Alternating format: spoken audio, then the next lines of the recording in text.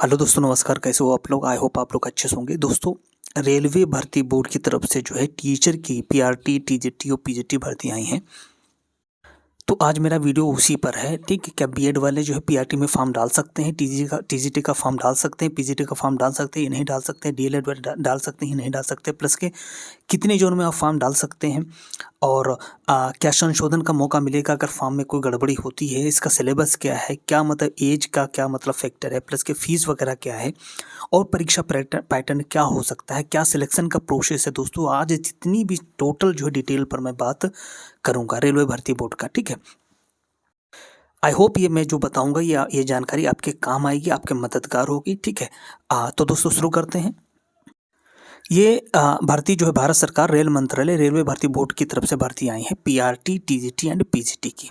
और भी non teaching भी भर्तियां हैं, बट मैं टीचिंग की भर्ती की बात करूंगा।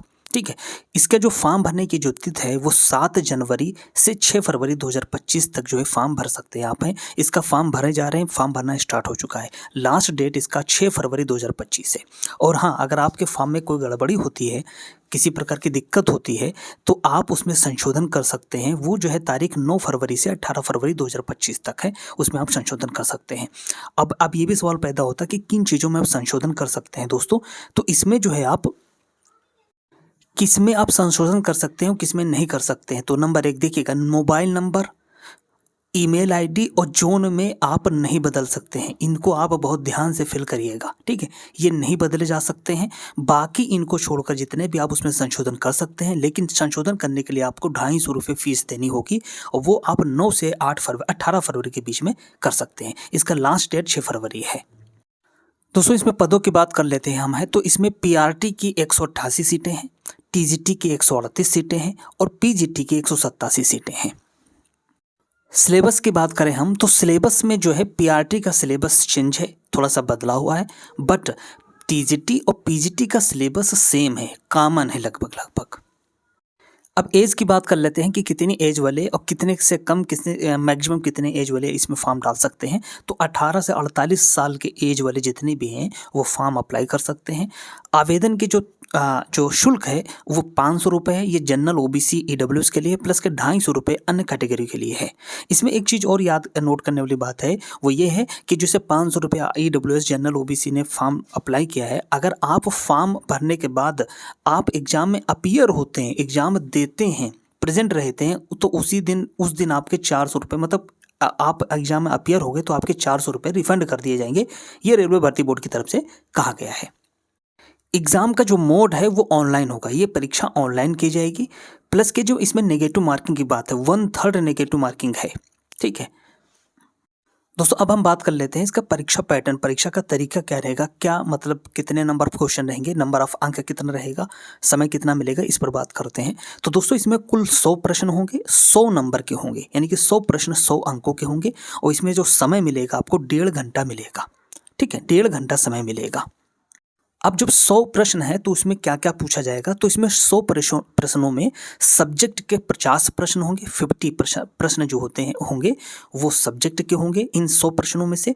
प्लस के 50 जो प्रश्न होंगे उसमें जो है सामान्य जागरूकता के, मतलब जनरल जो जीके वगैरह के, वो 15 प्रश्न होंगे। सामान्य बुद्धि तर्क के 15 प्रश्न होंगे। गणित के 10 प्रश्न होंगे। प्लस के जो है सामान्य विज्ञान के 10 अंक होंगे, 10 प्रश्न होंगे। यानी कि 100 प्रश्नों में से 50 प्रश्न सब्जेक्ट के होंगे और 50 प्रश्न जो है वो जो है सामान्य जागरूकता, सामान्य बुद्धि तर्क, गणित और सामान्य विज्ञान के होंगे। और ये सभी के लिए कॉमन होगा। ये जो 50 हैं, क्या बोलते हैं, सब्जेक्ट को हटा के 50 प्रश्न जो है वो सभी के लिए कॉमन होंगे। अब इसकी बात आती है एलिजिबिलिटी की, कि क्या क्वालिफिकेशन इसमें मांगा गया है। तो दोस्तों, इसमें पीआरटी, देखिए अभी आपको पता है कि सुप्रीम कोर्ट ने जो बीएड को जो है पीआरटी से, प्राथमिक टीचर भर्ती से हटा दिया गया था, बट रेलवे बोर्ड ने इसको अलाउ किया है। ठीक है, रेलवे बोर्ड ने इसको अलाउ किया है, तो ये बहुत ही एक तरीके से बहुत अच्छी बात है। अभी आगे आप देखिएगा कि इसकी एलिजिबिलिटी क्या है। तो पीआरटी की एलिजिबिलिटी जो है वो जो है 12th पास प्लस के 50% मार्क्स से पास होना चाहिए, प्लस के बीटीसी या डीएलएड होना चाहिए, प्लस के बीएड होना चाहिए, और सीटेट पेपर 1, सीटेट का पेपर 1 जो है वो क्वालिफाई होना चाहिए, और टेट होना चाहिए, स्टेट के टेट होते हैं वो होना चाहिए। ये तो पीआरटी का हो गया। अब हम टीजीटी का क्वालिफिकेशन देखते हैं। तो टीजीटी में सब्जेक्ट में स्नातक होना चाहिए, बीएड, बीएलएड और डीएलएड होना चाहिए, मतलब इनमें से कोई एक होना चाहिए। सीटेट पेपर सेकेंड क्वालिफाई होना चाहिए या टेट क्वालिफाई होना चाहिए। अब हम पीजीटी का जो है क्वालिफिकेशन देखते हैं, एलिजिबिलिटी क्राइटेरिया देखते हैं। तो उसमें जो है पीजी आपका 50% मार्क्स से पास आप हो, पीजी आपका मतलब स्नातक होना चाहिए, 50% मार्क्स से पास हो आप, प्लस के बीएड या समकक्ष को परीक्षा पास की हो, तब आप पीजीटी में फॉर्म डाल सकते हैं।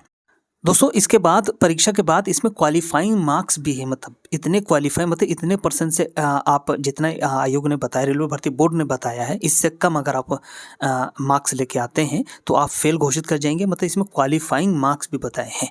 तो वो क्या है, तो सामान्य स्टूडेंट जो जनरल के होंगे और प्लस के ईडब्ल्यूएस होंगे तो उनका जो है 40% है क्वालिफाइंग मार्क्स, प्लस के ओबीसी का 30% है, प्लस के एससी का जो है वो एससी का भी 30% है और एसटी का 25% है। यानी कि 100 प्रश्नों में से 40% की 40 प्रश्न जो है सामान्य ईडब्ल्यूएस को सही करने होंगे। अगर इससे कम होगा तो आपको पहले ही बाहर कर दिया जाएगा।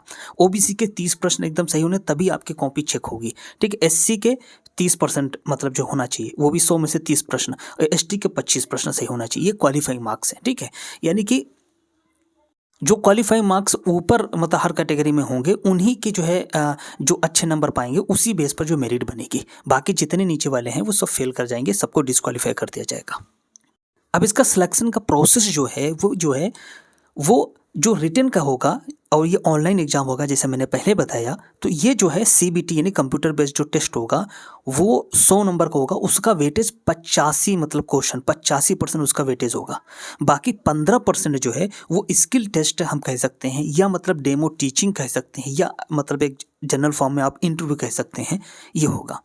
यानी कि 100 प्रश्नों में से जो 100 प्रश्न आपके रिटन वाले हैं कंप्यूटर वाले जो ऑनलाइन है उसका 85% वेटेज, प्लस के जो है 85 नंबर उसके उस हिसाब से होंगे, प्लस के 15 नंबर के हिसाब से आपका जो है 15 नंबर का आप मान के चल सकते हैं कि स्किल टेस्ट डेमो टीचिंग वगैरह होगी। वहाँ पर आपकी एबिलिटी टेस्ट मतलब चेक की जाएगी कि आप कैसे पढ़ाते हैं, आपका पढ़ाने का तरीका क्या है, ठीक है। तो ये सारी चीज़ें चेक की जा सकती हैं। तो कुल इतने मतलब बेस पर जो आपका फाइनल मेरिट बनेगा। दोस्तों कुछ सवाल और हैं, जैसे कि पूछा जाता है कि नॉर्मलाइजेशन होगा कि नहीं होगा। देखिए नॉर्मलाइजेशन जो है अगर जो है कई दिनों में पेपर हुए, ठीक है, तो नॉर्मलाइजेशन हो गया होगा, नो डाउट, उसमें कोई कहा सुनने वाली बात है नहीं, ठीक है। फिर प्लस के ये है एक क्वेश्चन बहुत इंपॉर्टेंट, वो है कितने जोन में हम फॉर्म डाल सकते हैं। दोस्तों अभी तक की जो जानकारी है वो प्लस के नोटिफिकेशन में दिया है कि आप जो है किसी एक ही जोन में फॉर्म डाल सकते हैं, किसी एक ही जोन में फॉर्म डाल सकते हैं। आप जो है उस जोन में फॉर्म डालिएगा जिस जोन में आपके सब्जेक्ट की ज़्यादा मतलब सीटें हों, ठीक है, और या जिस जोन में आप ज़्यादा कंफर्ट हो, ठीक है, उसमें आप फॉर्म अपना अप्लाई जरूर कीजिएगा। एग्ज़ाम कब होगा, तो एग्ज़ाम का जो है अभी तो फॉर्म ही भरे जा रहे हैं। फिलहाल ये संभावना लग रही है कि अप्रैल के बाद में जो है इसका संभावना लग रही है कि आप फॉर्म के एग्ज़ाम हो सकता है, अप्रैल मई के आसपास भी हो सकता है, ठीक है। तो आप सभी लोग फॉर्म भरिए, जिनको भी टीचर बनना है। रेलवे बोर्ड की बहुत अच्छी भर्तियां हैं, ठीक है।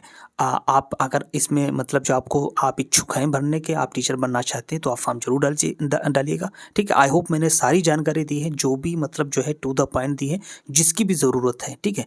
आपको मैंने जो है पूरी डिटेल बताई है और आपको इसमें समझ भी आया होगा, मदद भी मिली होगी। अगर आपको वीडियो मेरा अच्छा लगा हो तो प्लीज़ जरूर चैनल को जरूर सब्सक्राइब करें, लाइक करें, शेयर करें, कमेंट में आप अपनी राय जरूर दें दोस्तों। और अगर और कोई सवाल हो तो ज़रूर पूछिएगा।